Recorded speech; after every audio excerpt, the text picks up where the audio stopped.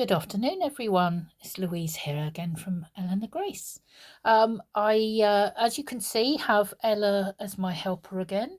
She is really involved in the process once again, and hopefully this time we won't drop the camera um, at the end of the session. As you know, we've had a couple of weeks of little prompts, and also we've got our circle theme for the month for the group, which you can take on to the pieces that you've been working on the Twinchies or Thrinchies. And we've had 4 prompts in total.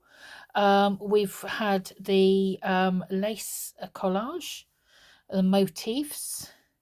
We've had the sort of simple palette and stitches on a piece of fabric with a pattern, and also we've had hidden circles, which this was made up of circles initially and stitched over. So hopefully you've seen those videos. And just to say, oh, Ella is being really helpful. I'm going to take this down a little bit just so she's not tempted to chin the edge of my phone again. We now have what I was going to say is a little extra that I was going to do. We're going to meet again on Sunday the 26th at 7 p.m. and that's going to be a live. So I'm sure Ella will be here as well to help with that. But this is the last Saturday we're going to have. Next one's going to be Sunday. And I will also give you next week the timetable for February. So as I've said before, I'm trying to sort of keep this to nice and relaxed, so it's suitable for beginners as well as those with a bit of experience. And it's also better for me in terms of managing the little time off that I get in between my nursing role and also looking after the group and being a YouTuber, which frankly I never believed I would be a year ago when I started a little Facebook group. I said I was going to do a little challenge for you, and so I had a little idea. I just had a little vision, and it will help us towards our plan of making snippet roll. Ella's now doing some really vigorous washing, so thank you for that. So we are going to look at having a sewing spool.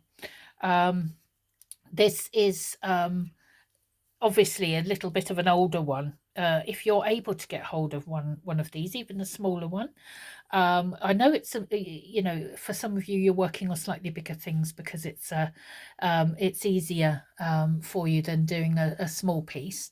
But if you manage to get hold of one of these, or even a modern one, if you've got a cotton thread that's nearly finished and you can make use of the spool, then we're going to have a bit of fun with this. I won't tell you too much about it, because obviously we're going to have a session next week, and that will be more about how to put our snippet rolls together. But if in the meantime you can get hold of one of these, whether it's vintage or whether it's new, then we can have a little bit of fun with these as an extra little challenge. The other thing that you might want to think about getting is something in which to display your snippet rolls. So when we get to next week, I'll go through that in more detail. But you can get there's all sorts of ways of displaying it. So you might want to have a think about, what you want to do with them and how you want to use them. I'm going to sort of have mine as sort of mainly as decorative pieces that I'm just going to open up and look at, and they also would be perfect for people with sort of fidget tools. So if you know somebody who has dementia, then sometimes in the more advanced stages it can be really nice to have something tactile. So you could think about perhaps making your snippet roll for that reason.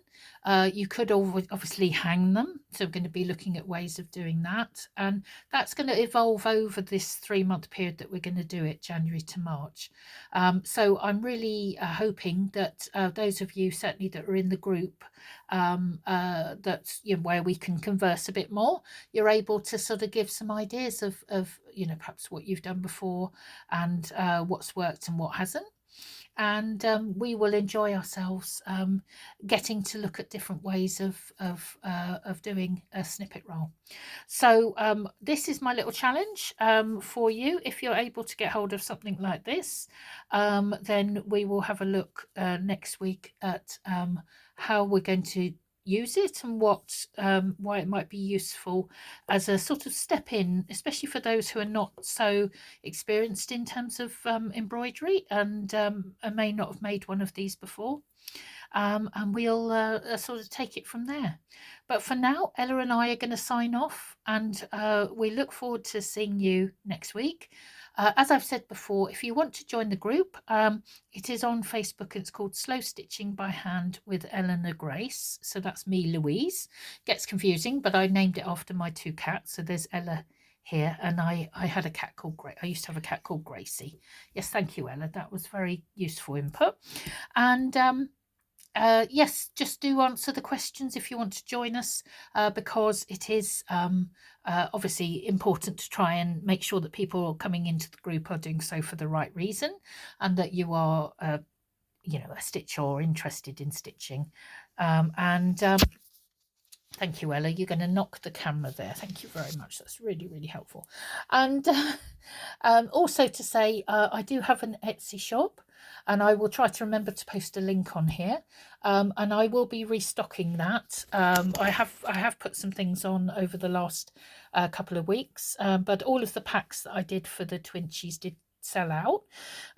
So I don't unfortunately have the capacity to make loads more of those, but I will put some nice bits and bobs on the Etsy shop, so you can get some bits if you want.